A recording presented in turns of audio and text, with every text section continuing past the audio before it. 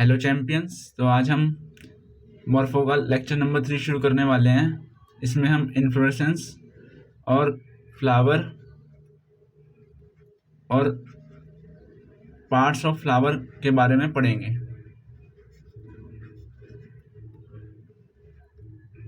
ये 3 टॉपिक हम कवर करेंगे आज के लेक्चर में। तो सबसे पहले इन्फ्लोरेसेंस क्या होती है।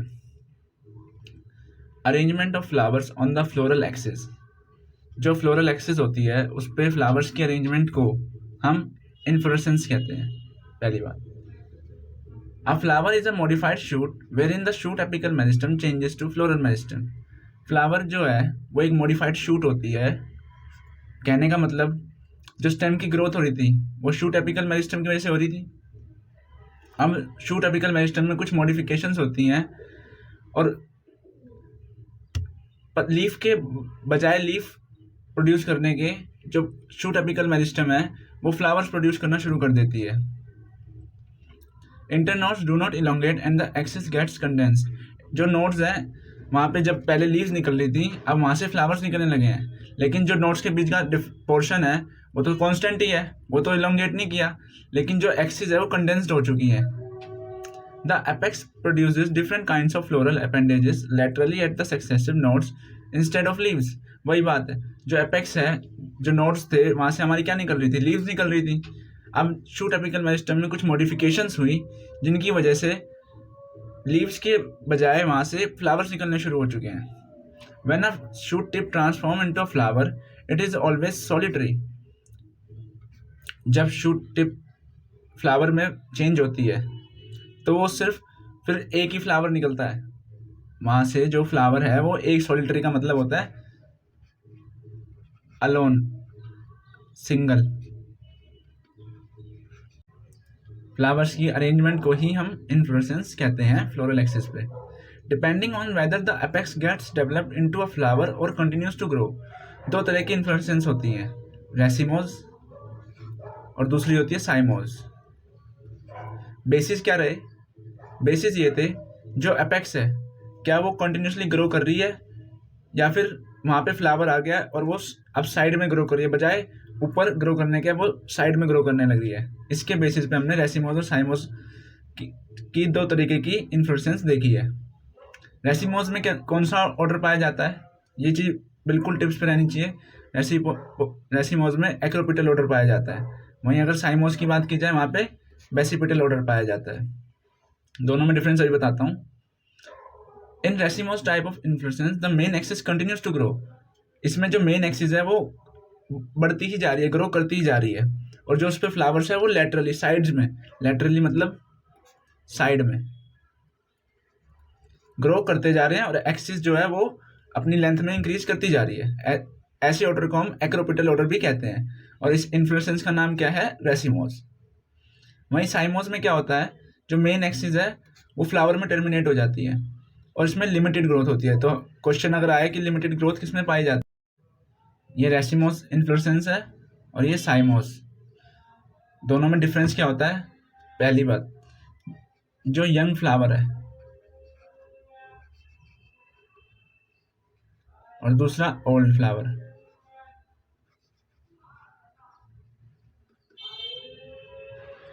सिमिलरली यहाँ भी यंग फ्लावर और ओल्ड फ्लावर।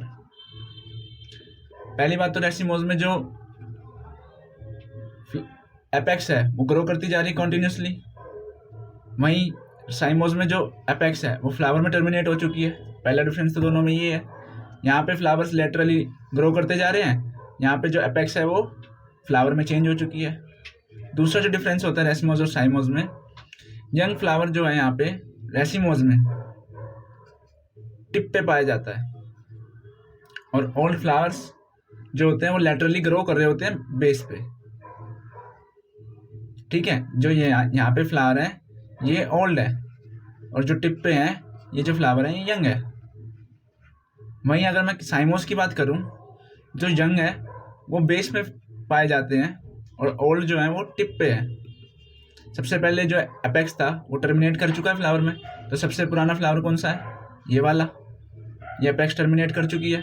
और जो यंग फ्लावर्स हैं वो साइड में निकल रहे हैं बेस से। देखो अभी तक ये बड स्टेज में ही है, अभी तक खुला भी नहीं है। तो यहाँ पे यंग जो है वो बेस पे है और जो ओल्डर है वो टॉप पे पाए जाते हैं। ये दो डिफरेंस रेसमोस और साइमोस में होते हैं। और जिस प्लांट में यंग फ्लावर जो है टिप पे पाए जाते हैं और ओल्ड फ्लावर बेस पे पाए जाते हैं, ऐसे ऑर्डर को हम कहते हैं एक्रोपिटल। और वहीं जहाँ पे ओल्ड टिप पे पाए जाते हैं और यंग बेस पे पाए जाते हैं, ऐसे ऑर्डर को हम कहते हैं बेसिपिटल। सो ये 3 डिफरेंस हैं रेसमोस में और साइमोस में। पहला, यहाँ पे टिप जो है वो ग्रो करती जा रही है, यहाँ पे टिप जो है वो टर्मिनेट कर चुके हैं फ्लावर में। दूसरा, यहाँ पे यंग फ्लावर टॉप पे पाया जाता है और ओल्ड फ्लावर बेस पे। वहीं साइमोस में यंग फ्लावर बेस पे पाया जाता है और ओल्डर फ्लावर टॉप पे पाया जाता है। सो नेक्स्ट हमारा टॉपिक है फ्लावर। तो हमारा इन्फ्लोरेसेंस में बस इतना ही था। हमने रेसिमोस और साइमोस का डिफरेंस क्लियरली याद रहना चाहिए। The flower is the reproductive unit in the angiosperms. Flower जो है वो सेक्सुअल रिप्रोडक्शन के लिए ही काम करता है एंजियोस्पर्म्स में। A typical flower has 4 different kinds of bulbs arranged successively on a swollen end of the stock और पेडिसल कॉल्ड थैलेमस और रिसेप्टिकल। थैलेमस और रिसेप्टिकल। एक फ्लावर में 4 बल्ब पाई जाती हैं। 4 पार्ट होते हैं एक फ्लावर के। कौन कौन से? सबसे पहले मैं आपको दिखाता हूँ थैलेमस क्या होता है।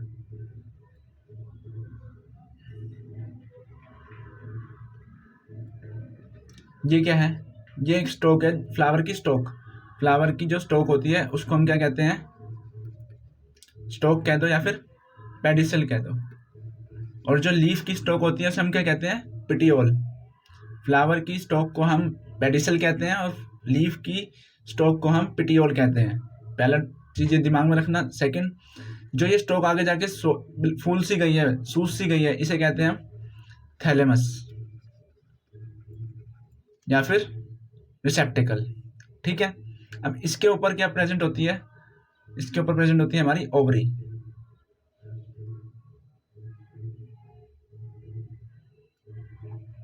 ठीक है। तो पहला पार्ट फ्लावर का क्या है हमारा? इस पूरी यूनिट को कहते हैं हम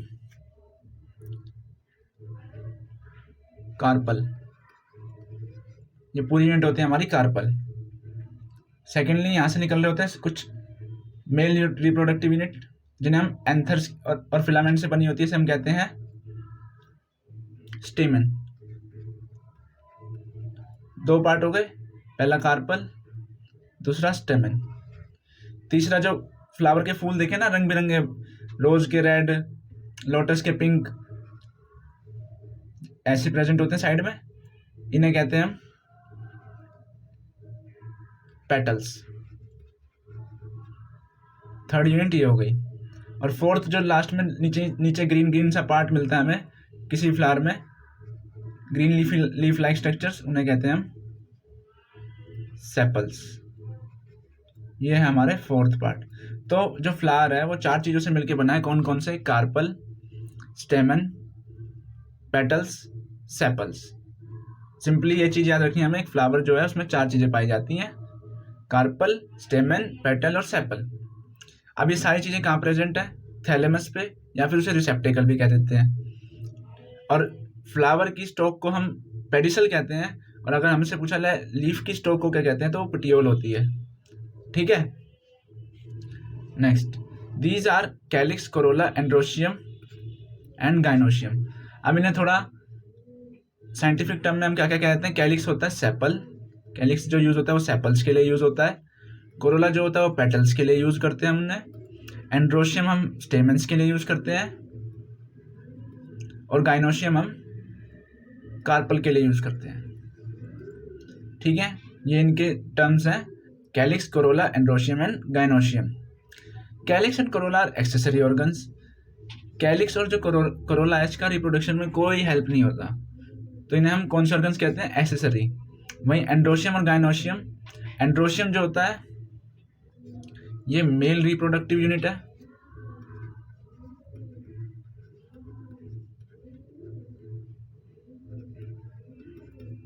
और जो गाइनोशियम है या फिर कार्पल है ये हमारी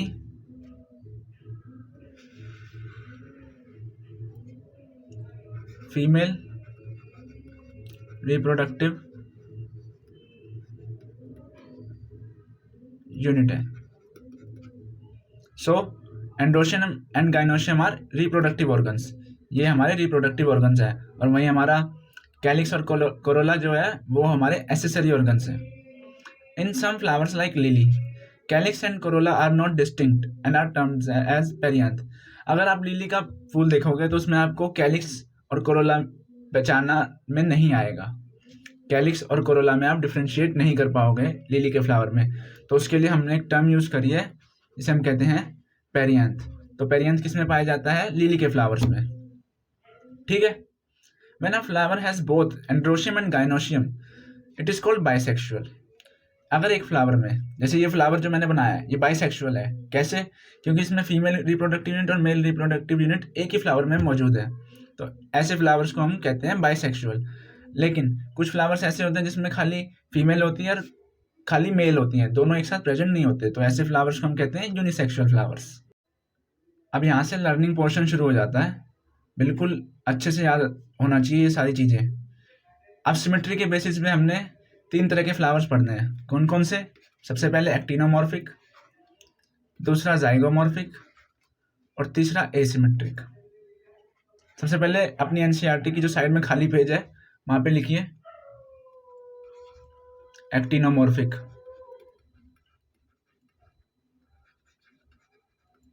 ये वर्ड हम फ्लावर्स के लिए यूज करते हैं, हालांकि इसका मीनिंग क्या होता है? Radial symmetry. और रेडियल सिमेट्री हम पढ़ चुके हैं। रेडियल सिमेट्री क्या होती है? फ्लावर्स के लिए रेडियल सिमेट्री को हम एक्टिनोमॉर्फिक कहते हैं, लेकिन रेडियल सिमेट्री तो हम पढ़ चुके हैं इसको।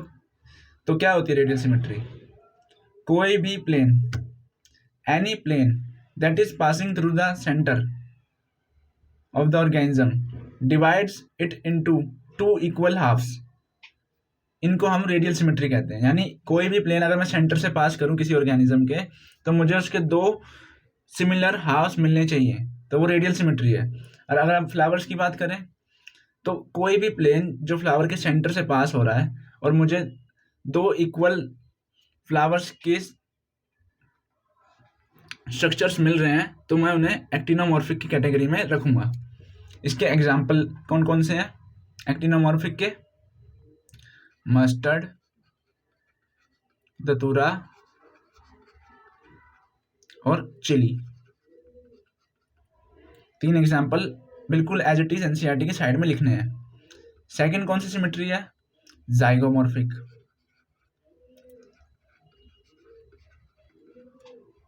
जाइगोमॉर्फिक के बारे में तो हमें पता नहीं, लेकिन हमें बायलैटरल के बारे में तो पता है। बायलैटरल सिमेट्री की क्या होती है? बायलैटरल के बारे में तो हमें पता है। सो बायलैटरल सिमेट्री क्या होती है? Only one plane passing through the centre divides the organism into 2 equal halves. केवल और केवल एक प्लेन से। एक्टिनोमॉर्फिक में मैंने कोई भी प्लेन अगर सेंटर से पास किया तो मुझे 2 इक्वल हाफ्स मिल गए ऑर्गेनिज्म के। लेकिन जाइगोमॉर्फिक या फिर बायलैटरल में क्या होता है? सिर्फ एक ही प्लेन ऐसा होता है जो सेंटर से पास करता है और उसको 2 इक्वल हाफ्स में डिवाइड करता है। एग्जाम्पल के तौर पे जैसे हम हैं, अगर हम हमारे बिल्कुल यहाँ से सेंटर से अगर एक वर्टिकल सेक्शन ले हमारा, तो हमारे 2 इक्वल हाफ्स मिलेंगे हमें, तो हम बायलैटरली सिमेट्रिकल ऑर्गेनिज्म है। ऐसे ही फ्लावर्स के केस में सिर्फ एक ही प्लेन से जिसने कि फ्लावर्स के 2 इक्वल हाफ्स मिले मुझे, तो मैं उसे जाइगोमॉर्फिक कहूँगा। इसके एग्जाम्पल कौन कौन से हैं? P, been, Gulmohar.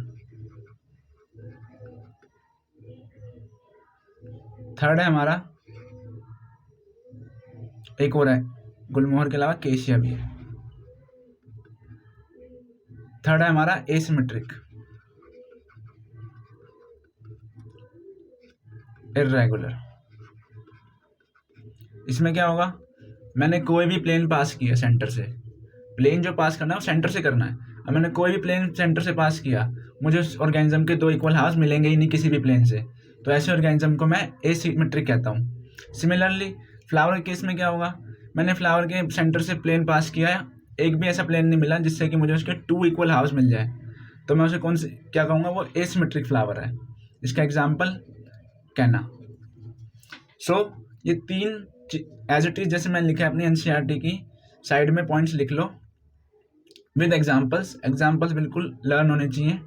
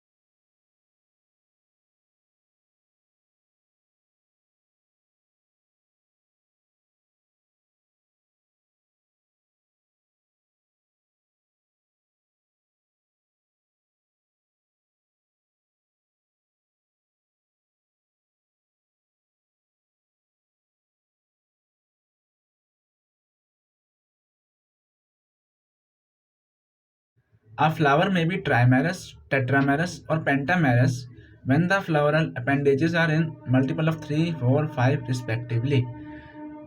Flowers ट्राइमेरस, tetramerous, pentamerous हो सकते हैं, मतलब कि 3, 4, 5 के मल्टीपल में मुझे उसमें फ्लोरल अपेंडेजेस देखने को मिल रही हैं। फ्लावर्स विद ब्रैक्ट्स, ब्रैक्ट्स क्या होता है? लीव्स में हमने क्या पढ़ा था?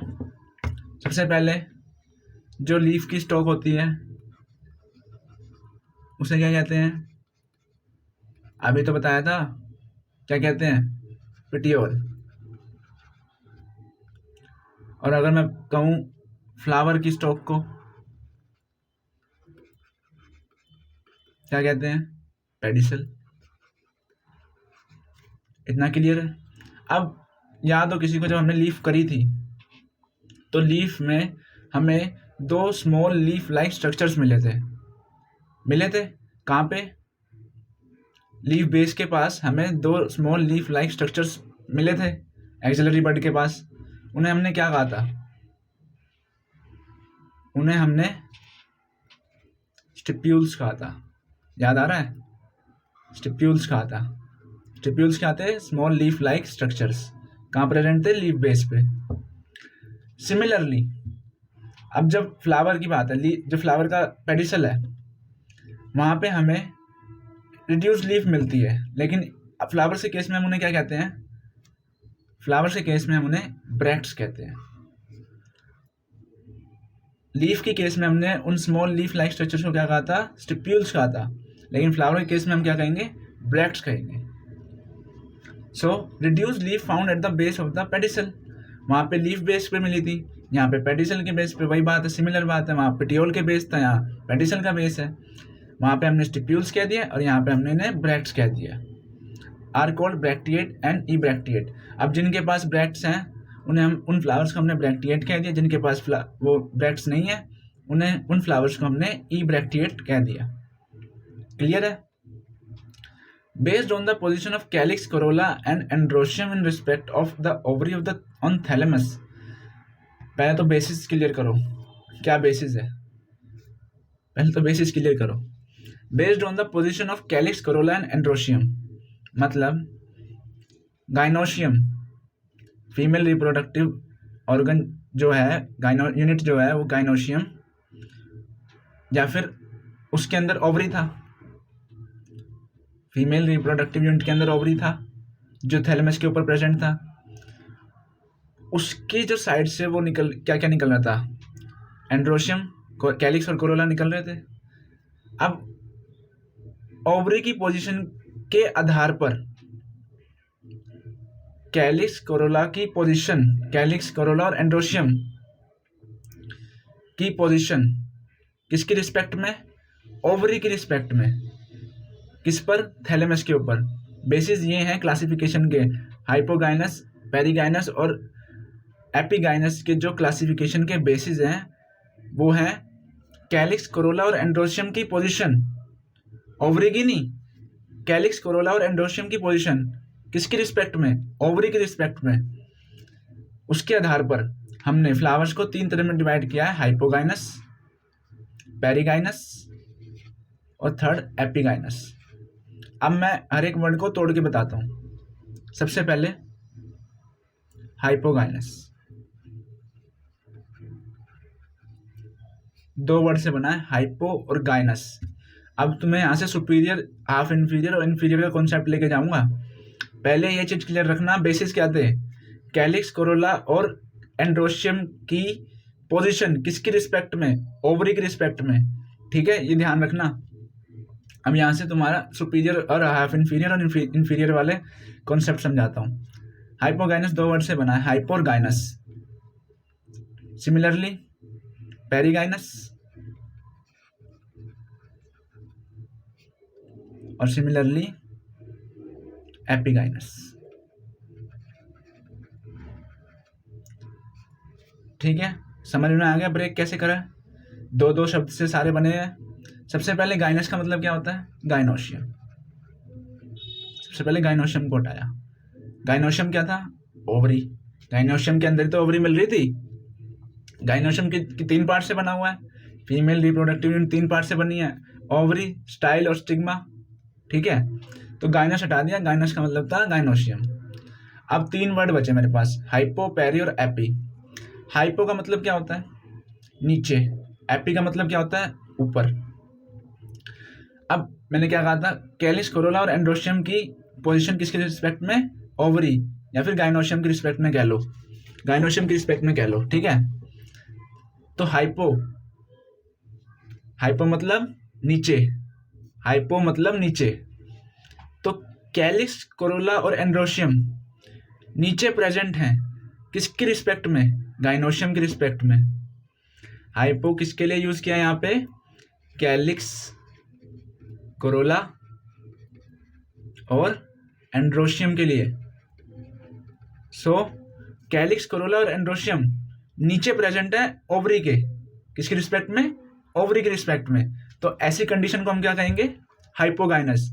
यानी अब मैं क्वेश्चन ये है, अगर कैलिक्स, कोरोला, एंड्रोशियम ओवरी के नीचे प्रेजेंट है तो ऑफ कोर्स ओवरी उनके ऊपर प्रेजेंट है। मैं ये कहूं कि भाई कैलिक्स, कोरोला, एंड्रोशियम नीचे प्रेजेंट है, मैं ये भी तो कह सकता हूं ओवरी उनके ऊपर प्रेजेंट है। तो ओवरी कैसी हुई यहाँ पे, मेरा क्वेश्चन है ओवरी कैसी हुई यहाँ पे, ओवरी कैसी पाई जाएगी, सुपीरियर। भाई ऊपर है तो सुपीरियर होगी ना। तो हाइपो जो यूज हुआ यहाँ पे कैलिक्स, कोरोला और एंड्रोशियम के लिए, गाइनस गाइनोशियम के लिए।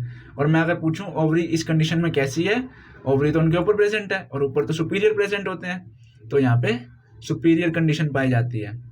तो हाइपोगाइनस का मीनिंग समझ में आ गया, उसके वर्ड से समझा दिया है, डेफिनेशन पढ़ने की कोई जरूरत नहीं है, उसके वर्ड में उसका सारा मीनिंग है। गाइनस का मतलब गाइनोशियम, हाइपो का मतलब कैलिक्स, कोरोला और एंड्रोशियम की पोजीशन।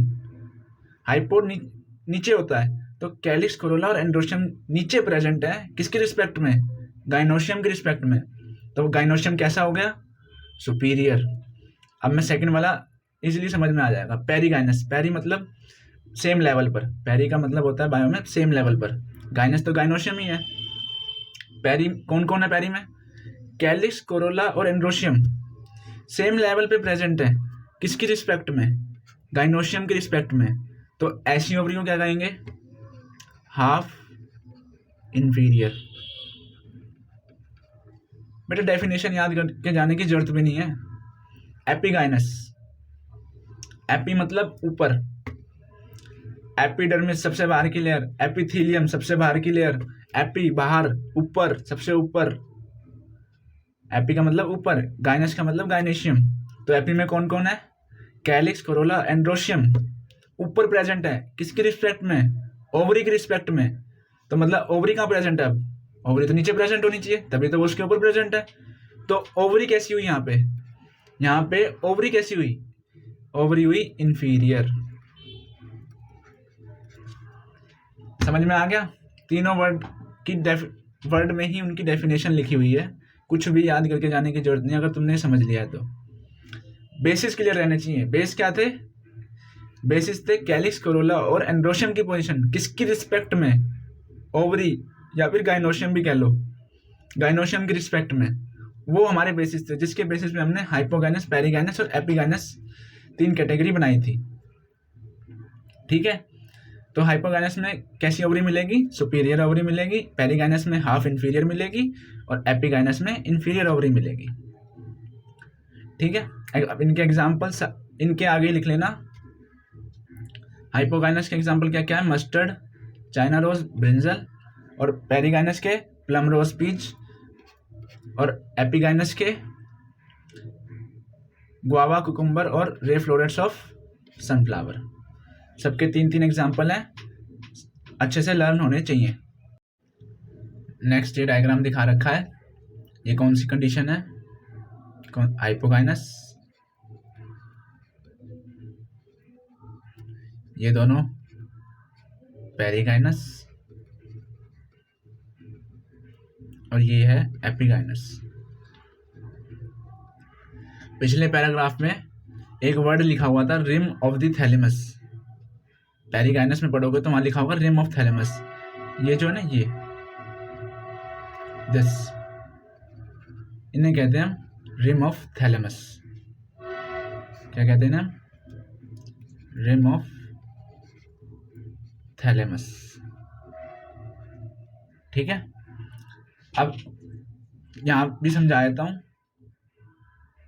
हाइपोगाइनस कंडीशन क्या थी? कैलिक्स, कोरोला और एंड्रोशियम नीचे प्रेजेंट थे, किसकी रिस्पेक्ट में? गाइनोशियम की रिस्पेक्ट में। यहां देख लो, ओवरी कहाँ प्रेजेंट है? इन तीनों के ऊपर प्रेजेंट है। ये देखो, ये क्या है? ये एंड्रोशियम है, ये पेटल्स और ये सेपल्स। और मैं कह दूं, सेपल्स को ही तो मैंने कैलिक्स भी कहा था और पेटल्स ही कोरोला होते हैं। ठीक है, तो कैलिक्स, कोरोला और एंड्रोशियम ओवरी के नीचे प्रेजेंट है, तो इस कंडीशन को क्या कहा था? हाइपोगाइनस। और यहाँ पे जो ओवरी है वो कैसी मिलेगी? सुपीरियर। वहीं पेरिगाइनस में सेम लेवल प्रेजेंट है, करीब करीब सेम लेवल पे प्रेजेंट है। कौन कौन? कैलिक्स, कोरोला और एंड्रोशियम किसकी रिस्पेक्ट में? ओवरी की रिस्पेक्ट में। सो ऐसी कंडीशन को हम हाफ इंफीरियर भी कहते हैं।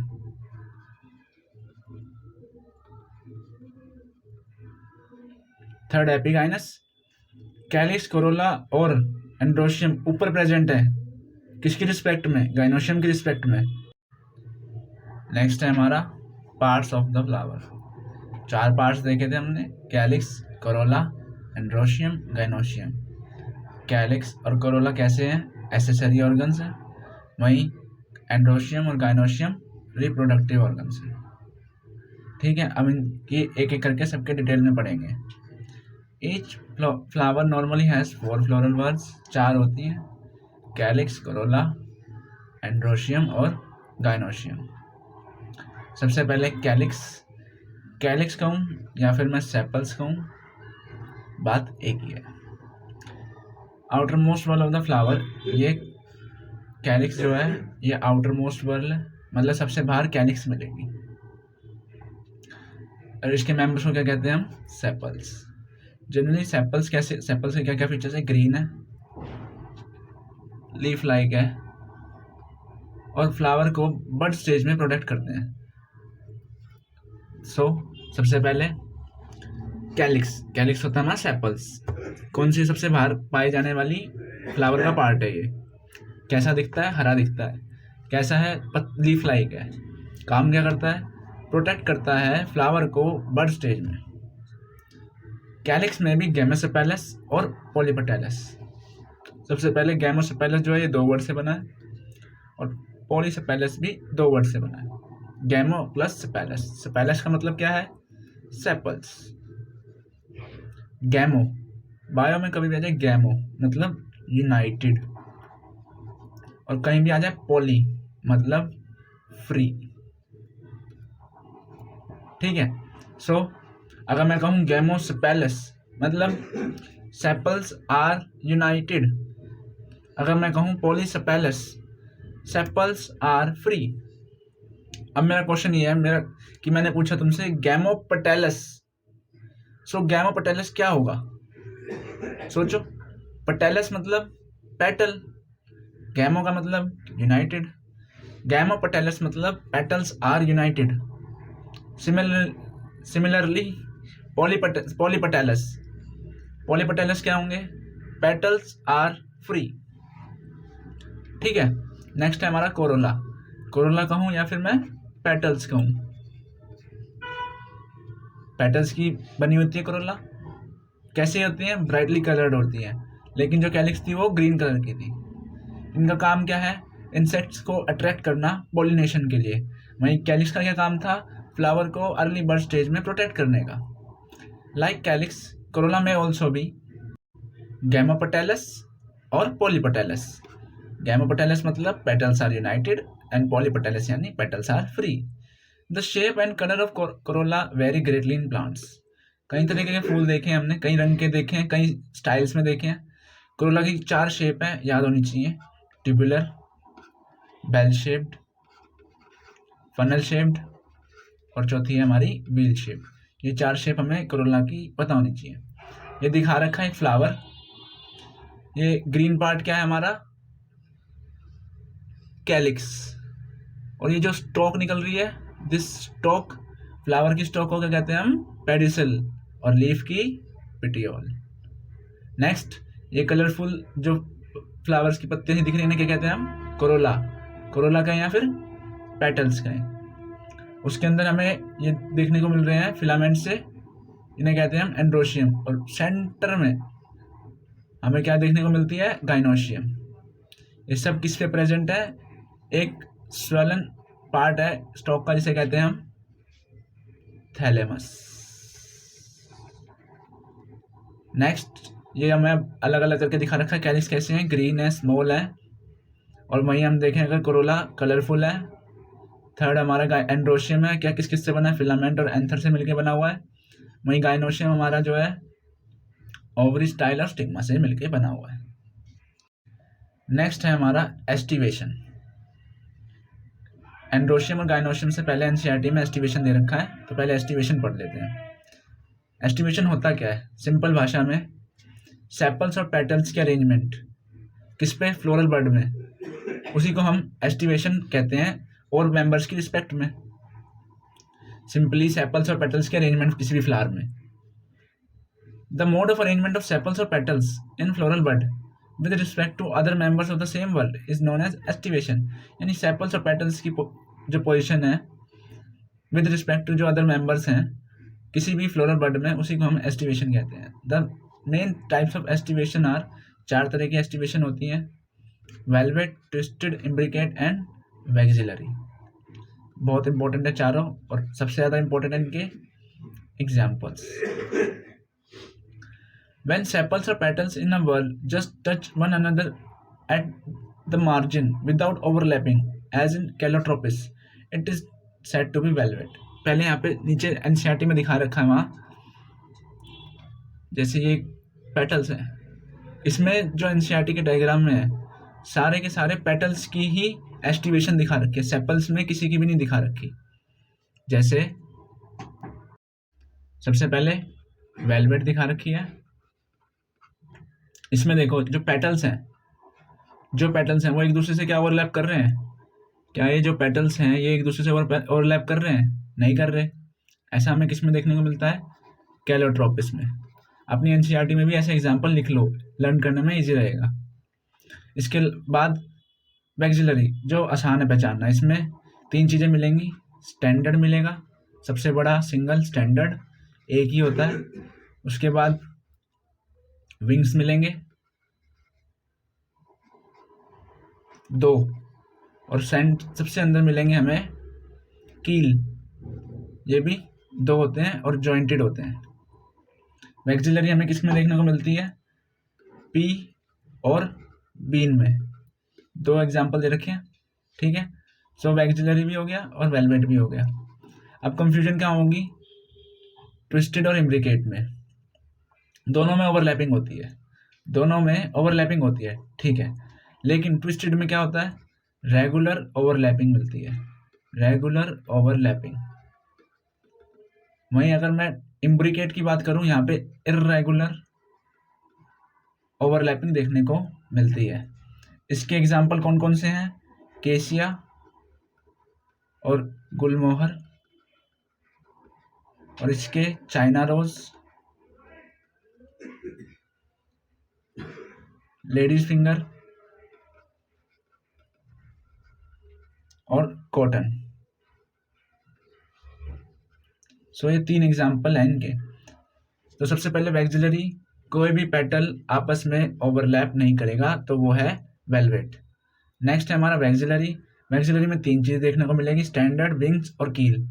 कील भी 2 होते हैं, विंग्स भी 2 होते हैं, स्टैंडर्ड एक ही होता है, सबसे बड़ा स्टैंडर्ड ही होता है। एग्जाम्पल पी और बीन। अगर मैं ट्विस्टेड की बात करूं, ट्विस्टेड में मुझे रेगुलर ओवरलैपिंग देखने को मिलेगी। कैसी, रेगुलर ओवरलैपिंग। एग्जाम्पल क्या है, चाइना रोज, लेडीज फिंगर और कॉटन। वहीं अगर मैं बात करूं इम्ब्रिकेट की, ओवरलैपिंग तो मिलेगी लेकिन रेगुलर नहीं, इर्रेगुलर ओवरलैपिंग देखने को मिलेगी। एग्जाम्पल केशिया और गुलमोहर। और जो एनसीईआरटी की डायग्राम है, इसमें एस्टिवेशन हमें किन किन किन में देखने को मिलती है, एस्टिवेशन जो है वो हमें 2 चीज़ों में देखने को मिलती है, सेपल्स में और पेटल्स में। नेक्स्ट है हमारा एंड्रोशियम। एंड्रोशियम क्या है, स्टेमन। स्टेमन क्या है, male reproductive unit of flower. Androecium is composed of स्टेमन, स्टेमन से बना हुआ androecium. Each स्टेमन which represents the male reproductive organ consists of stalk or a filament and an anther। Androecium कैसा दिखता है, एक लॉन्ग फिलामेंट होता है, उसके टॉप पे एंथर मिलते हैं 2। ईच एंथर इज यूजुअली बाइलॉब्ड, बाइलॉब्ड होते हैं, 2 एंथर देखने को मिलते हैं। Each lobe has 2 chambers, her lobe में भी 2 चैम्बर्स होते हैं, यानी टोटल एंथर में 4 चैम्बर्स हुए। इस एक लोब में 2 चैम्बर्स होते हैं। किसी ने अगर 12th में SRF भी पढ़ रखा होगा, sexual reproduction in flowering plant, तो उन्हें पता होगा इसमें माइक्रोस्पोरेंजियम मिलते हैं, थीका मिलते हैं, डाइथीकस, हर एक लोब डाइथीकस होता है, किसी को याद हो तो, ठीक है। द पोलन सेक्स, जो डाइथीकस होते हैं, माइक्रोस्पोरेंजियम होता है, माइक्रोस्पोरेंजियम में पोलन सेक्स होता है, पोलन सेक्स से क्या निकलता है हमारा, पोलन ग्रेन्स। सो ये लंबा सा जो पार्ट है हमारा, ये है फिलामेंट और ये है हमारा एंथर। तो इन दोनों को मिला के हमारा एंड्रोशियम या फिर स्टेमन तैयार होता है। A sterile stamen is called staminode, very important line. एक स्टेराइल यानी वो स्टेमन जो रिप्रोड्यूस नहीं कर सकता, मतलब रिप्रोडक्टिवली फिट नहीं है, मतलब उसमें कोई ना कोई दिक्कत होने के कारण वो अब रिप्रोड्यूस नहीं कर सकता, यानी वो किसी भी ओवरी को आगे जाकर फर्टिलाइज नहीं कर सकता। जैसे कोई भी पोलन गिरा, अगर वो ओवरी को फर्टाइल नहीं कर पा रहा, फर्टिलाइजेशन नहीं कर पा रहा, तो वो स्टेराइल स्टेमन है, और ऐसे स्टेमन को हम स्टेमिनोड कहते हैं। स्टेमन्स ऑफ फ्लावर में be united with other members such as petals और अमंग देमसेल्व्स। जो स्टेमन है या तो पेटल्स के साथ भी पाए जा सकते हैं या फिर खुद में भी यूनाइटेड हो सकते हैं, मतलब खुद एक बंच बना सकते हैं, जैसे 1 स्टेमन, 2 स्टेमन, 3 स्टेमन, ऐसे मिलकर एक बंच का भी फॉर्मेशन कर सकते हैं, नहीं तो वो पेटल्स के साथ भी मिल सकते हैं। When stamen are attached to the petals, जब स्टेमन्स पेटल्स के साथ अटैच्ड हैं तो हम उन्हें एपीपेटैलस कहेंगे। पेटैलस आ गया ना, पेटैलस यानी पेटल्स, यानी स्टेमन जो है वो पेटल्स के साथ अटैच्ड है। किसमें देखने को मिलता है हमें, ब्रिंजल में। किसमें, ब्रिंजल में। और अगर मैं कहूँ एपीफाइलस, फाइलस का मतलब होता है when the attach to the perianth, किसमें पाया जाता है, लिली में। सो जब स्टेमन पेरियंथ के साथ अटैच्ड है तो वो लिली, तो वो हमारा एपीफाइलस हो गया। और अगर जब हमारा स्टेमन पेटल्स के साथ अटैच्ड है तो हम उसे एपिपेटलस कहेंगे। और ऐसा केस हमें किस में देखने को मिलता है? ब्रिंजल में। तो साइड में अपनी एनसीईआरटी में लिखो, एपिपेटलस किस में देखने को मिलता है? ब्रिंजल। वहीं एपीफाइलस किसमें देखने को मिलता है? लिली। ये दो एग्जांपल अपने एनसीईआरटी में साइड में लिखो। The stamens in a flower में आइदर भी रिमेन फ्री। पॉलीएंड्रस, पॉलीएंड्रस यानी फ्री है, जैसे पॉलीसेपेलस, पॉलीपेटलस, ऐसे पॉलीएंड्रस। पॉली मतलब फ्री, एंड्रस यानी एंड्रोशियम। तो एंड्रोशियम जो है फ्री है। और मे बी यूनाइटेड, और वो यूनाइटेड भी पाए जा सकते हैं। पर अगर वो यूनाइट होके एक बंडल की फॉर्मेशन कर रहे हैं, अगर वो यूनाइट होके एक बंडल बना रहे हैं तो हम उन्हें कहते हैं मोनोडेल्फस। अगर वो यूनाइटेड होके दो बंडल की फॉर्मेशन कर रहे हैं, यानी दो बंडल्स में यूनाइटेड हो चुके हैं, तो हम उन्हें कहेंगे डायडेल्फस। और अगर दो से ज़्यादा है तो पॉलीएडेल्फस। हमें मोनोडेल्फस किस में देखने को मिलता है? चाइना रोज में। डायडेल्फस हमें पी में, और पॉलीएडेल्फस हमें सिट्रस में। There may be variation in the length of the filaments within the flower. एक फ्लावर में फिलामेंट्स की डिफरेंट डिफरेंट लेंथ भी पाई जा सकती है। एक सिंगल फ्लावर है, मैंने एक फ्लावर लिया, उसमें मुझे कई लेंथ के स्टेमन देखने को मिल रहे हैं, फिलामेंट्स देखने को मिल रहे हैं, उनकी लेंथ वेरी कर रही है। तो ऐसे फ्लावर के एग्जाम्पल क्या कौन है? सेल्विया और मस्टर्ड। तो साइड में लिखो एनसीईआरटी में, मोनो एडेल्फस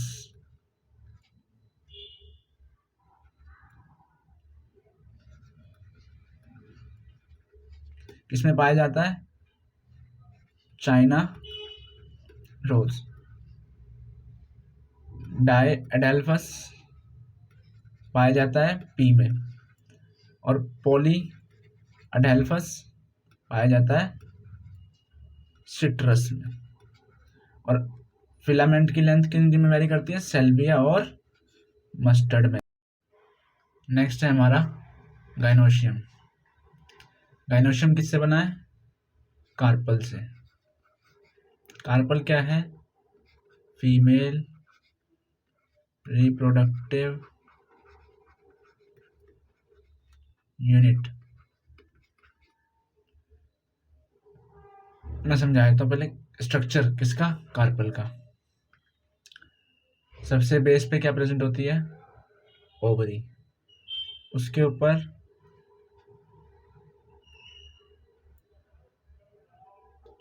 एक सेकेंड भाई,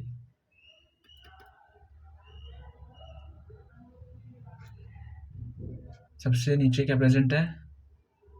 ovary.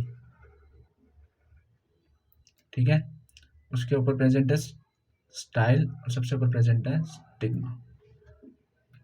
So it is ovary, this is style, and this is stigma. तीनों मिलके क्या बनाते हैं? तीनों मिलके बनाते हैं कार्पल। कार्पल मिलके क्या बनाते हैं? गाइनोशियम। गाइनोशियम मिलके क्या बनाते हैं? Female reproductive unit. ठीक है। A carpel consist of 3 parts. 3 part से मिलके बना है। किस किस से? ओवरी से, स्टिग्मा से, और स्टाइल से। ओवरी क्या होता है? Enlarged basal part. बेसल मतलब सबसे नीचे फूला हुआ, एनलार्ज यानी बड़ा बड़ा पार्ट होता है जो सबसे नीचे प्रेजेंट होता है। On which lies the elongated tube the style, जिसके ऊपर से एक इलोंगेटेड ट्यूब लाइक स्ट्रक्चर होती है। स्टाइल कैसी है? यहाँ पे लिख लो। सबसे पहले स्टिग्मा। स्टिग्मा क्या होता है? रिसेप्टिव सरफेस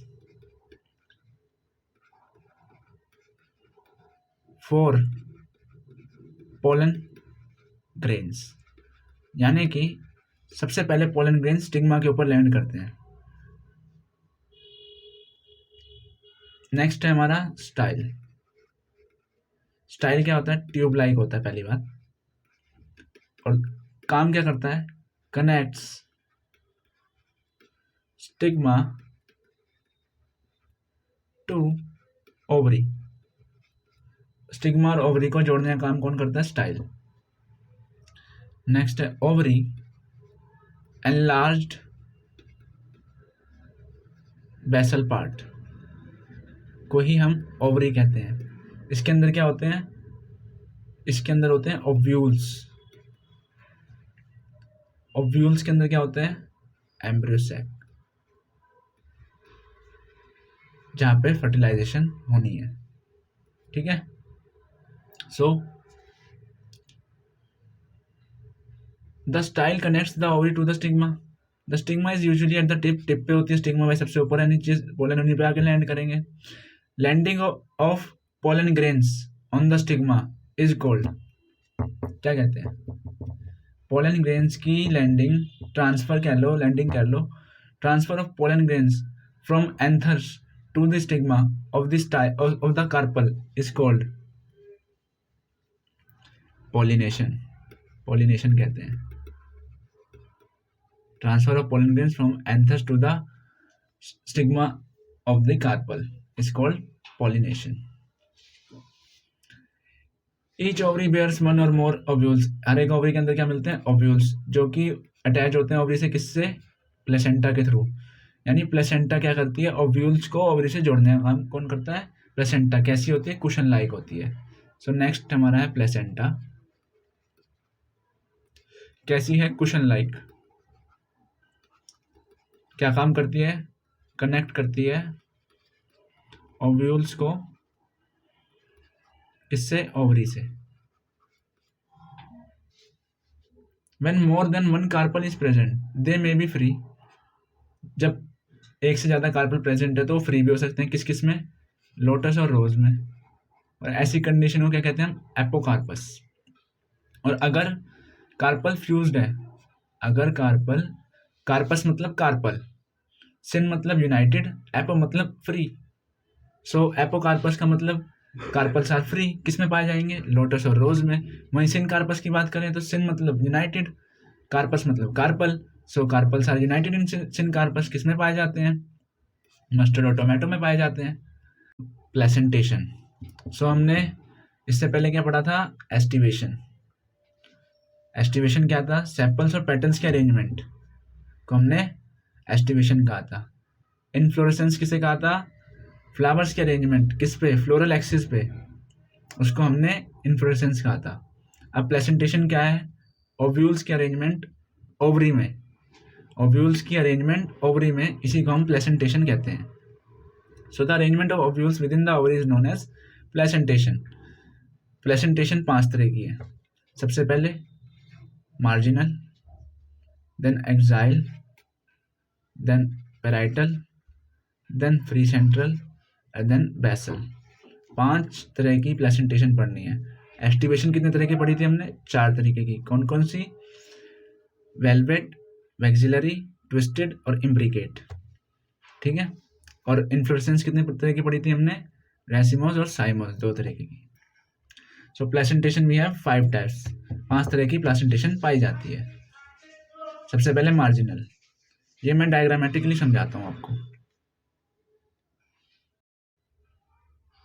सो सबसे पहले इनके एग्जाम्पल्स लिख लो। ये कौन सा है? दिस इज मार्जिनल, ये किस में पाया जाता है? पी में। नेक्स्ट इज एक्साइल, ये किस में पाया जाता है? टोमेटो में, लेमन में और चाइना रोज में। उसके नीचे है पैराइटल, ये पाया जाता है मस्टर्ड में और आर्जिमोन में। नेक्स्ट ये हमारा है फ्री सेंट्रल, ये किसमें पाया जाता है? डायंथस में और प्राइम रोज में। और जो बेसल है ये किसमें पाया जाता है? सनफ्लावर में और मैरीगोल्ड में। एज इट इज अपनी एनसीईआरटी में लिख लो, सारे एग्जांपल्स एक जगह आ जाएंगे, लर्न करने में और रिवाइज करने में इजी रहेगा। अब सबसे पहले मार्जिनल। मार्जिनल में क्या देखने को मिल रहा है? ये जो है ना, ये जो गोल गोल स्ट्रक्चर्स हैं, ये गोल गोल जो स्ट्रक्चर्स हैं, ये क्या है? ओव्यूल्स। और ये लंबी सी ओवरी, ये ओवरी के से निकलते हुए ओव्यूल्स हैं। सो सबसे पहले मार्जिनल। मार्जिनल में देख रहे हो, ओवरी से ओव्यूल्स एक लाइन में निकलते जा रहे हैं, एक्सिस के अलोंग लाइन में 2 रोज की फॉर्मेशन करते हैं। ऐसी प्लेसेंटेशन को हमने मार्जिनल प्लेसेंटेशन कहा। सेकंड में एक्साइल में ओव्यूल्स जो हैं वो सेंटर पे प्रेजेंट तो हैं, ठीक है। यहाँ पे जो ये लाइन दिख रही है ना, इसे ये है सेप्टम, इसे कहते हैं हम सेप्टम। सेप्टम का क्या काम होता है? डिवाइड करने का काम होता है, मतलब दो हिस्सों में उसको डिवाइड कर दिया सेप्टम ने। सो हर एक सेप्टम में कितनी ओवरी हैं? ओव्यूल्स हैं, 2 ओव्यूल्स हैं, हर एक सेप्टम में 2 ओव्यूल्स हैं। और ऐसी ओवरी को हम कहते हैं मल्टीलोक्यूलर ओवरी। यहाँ पे लिखो एक्साइल में, एक्साइल इज मल्टीलोक्यूलर ओवरी। इसका मतलब मल्टी का मतलब बहुत सारी, यानी मैनी। लोक्यूल, किसी को अगर ये वर्ड याद हो, लोक्यूल, लोक्यूल क्या था? ओवेरियन कैविटी, ओवेरियन कैविटी को तो हमने लोक्यूल कहा था। सो बहुत सारी ओवेरियन कैविटी यहाँ पे देखने को मिल रही है, एक एरी, एक एरी, एक एरी। वहीं हम देखें अगर मार्जिनल में तो एक ही है ओवेरियन कैविटी, उसमें ओव्यूल्स कहीं जा रहे हैं, लेकिन यहाँ पे तो सेप्टम की वजह से 3 ओवेरियन कैविटी बन गई। सो मैं कहीं बहुत ज़्यादा, 3 भी हो सकती हैं, ज़्यादा भी हो सकती हैं। सो ऐसी ओवरी को क्या कहते हैं हम? Multilocular ovary. यानी एक्साइल प्रेजेंटेशन में हमें मल्टीलोक्यूलर ओवरी देखने को मिलती है। इसमें पाया जाता है टोमेटो में, लेमन में और चाइना रोज में। थर्ड है हमारा पैराइटल। पैराइटल, पैराइटल वर्ड कुछ पेरीफेरी के सिमिलर लग रहा है ना। पेरीफेरी क्या होता है? साइड में, दूर दूर। सो जो ओव्यूल्स हैं वो पेरीफेरी पे प्रेजेंट है। और ये ओव्यूल्स देखो फुल सेप्टम बनाने की कोशिश कर रहे हैं। यहाँ पे ऐसा लग रहा है जैसे सेप्टम बनाने की कोशिश कर रहे हैं पर बन नहीं पाया। सो पैराइटल में 2 बातें, फुल सेप्टम पाया जाता है, फॉल्स सेप्टम पाया जाता है। ओवरी है 1 चैम्बर, पर लगती है कि जैसे 2 चैम्बर बनाने की कोशिश कर रहे हैं, ये सेप्टम कंप्लीट नहीं हो सका, तो इसमें फॉल्स सेप्टम पाया जाता है। वहीं एक्साइल में ट्रू सेप्टम पाया जाता है, बिल्कुल अच्छे से डिवाइड कर लेता है, इसलिए यहाँ पे मल्टीलोक्यूलर ओवरी है। लेकिन यहाँ पे सिंगल कैविटी पाई जाती है ओवरी में, और जो ओव्यूल्स हैं वो पेरीफेरी पे प्रेजेंट होते हैं। ऐसी प्रेजेंटेशन को हम कहते हैं पैराइटल प्रेजेंटेशन। किसमें पाई जाती है? मस्टर्ड में और आर्जिमोन में। नेक्स्ट है हमारी फ्री सेंट्रल। फ्री सेंट्रल में देखो सारी की सारी ओवरी सेंटर पे आके फ्रीली अपना पड़ी हैं, कोई लेना देना नहीं, फ्रीली सेंटर पे पड़ी हैं। फ्री सेंटर मतलब फ्रीली सेंटर पे पड़ी हैं। किस किस में पाया जाता है? डायंथस में और प्राइमरोज में। और जो बेसल है उसमें एक सिंगल ओवरी प्रेजेंट होती है, सिंगल ओव्यूल प्रेजेंट होता है बेस पे। सिंगल ओव्यूल जो होता है वो बेस पे प्रेजेंट होता है। और ये किस में पाई जाती है? सनफ्लावर में और मैरीगोल्ड में। और इस प्रेजेंटेशन को हम बेसल प्रेजेंटेशन भी कहते हैं। सो सबसे पहले मार्जिनल किस में पाई जाएगी? पी में। एक्साइल में 2 बातें याद रखनी है, multilocular ovary and the second thing is septum present होते हैं। तीसरी पैराइटल में कैविटी सिंगल है। सो आज के लेक्चर में बस इतना ही था। आज हमने इन्फ्लोरेसेंस और फ्लावर कंप्लीट कर लिया, और फ्लावर्स के पार्ट्स भी कंप्लीट कर लिए हैं। Thank you. इसके बाद हम लेक्चर नंबर 4 करेंगे। लेक्चर नंबर 4 हमारा लास्ट लेक्चर होगा इस चैप्टर का। इसमें हम सारी फैमिलीज भी कंप्लीट कर लेंगे, जितनी भी 4 फैमिली दे रखी हैं वो सारी कंप्लीट कर लेंगे एनसीईआरटी में, और चैप्टर फिनिश हो जाएगा। लास्ट लेक्चर होगा लेक्चर नंबर 4। तब तक के लिए जो पिछला कराया है, जो आज कराया है, सारा रिवाइज करते रहना, और मॉर्फो में जितना ज़्यादा हो सके उतने एग्जाम्पल रिवाइज करते रहना और लर्न करते रहना, और ज़्यादा कोशिश करना। जैसे मैंने एनसीईआरटी की साइड में लिखवा दिया ना, बिल्कुल एज इट इज़ अपनी एनसीईआरटी की साइड में लिख लेना। जब रिवीजन करोगे तो ढूंढने नहीं पड़ेंगे बार बार, और इजीली मिल भी जाएंगे, और सारे एक बार रिवाइज भी हो जाएंगे। और बेसिकली इसमें क्वेश्चन जो बनते हैं डेफिनेशन से तो कम ही बनते हैं, एग्जाम्पल ज़्यादा पूछे जाते हैं। जो जैसे प्लेसेंटेशन के एग्जाम्पल हो गए, एस्टिवेशन के एग्जाम्पल हो गए, polyandrous, polyadelphous, diadelphous, monadelphous, syncarpous, apocarpous, gamosepalous, polypetalous, ये सब में से एग्जाम्पल्स पूछे जाने के चांसेस सबसे ज़्यादा होते हैं। सिमेट्री हो गई, एसिमेट्रिक, एक्टिनोमॉर्फिक, जाइगोमॉर्फिक, इन सब के एग्जाम्पल्स अच्छे से लर्न कर लेना।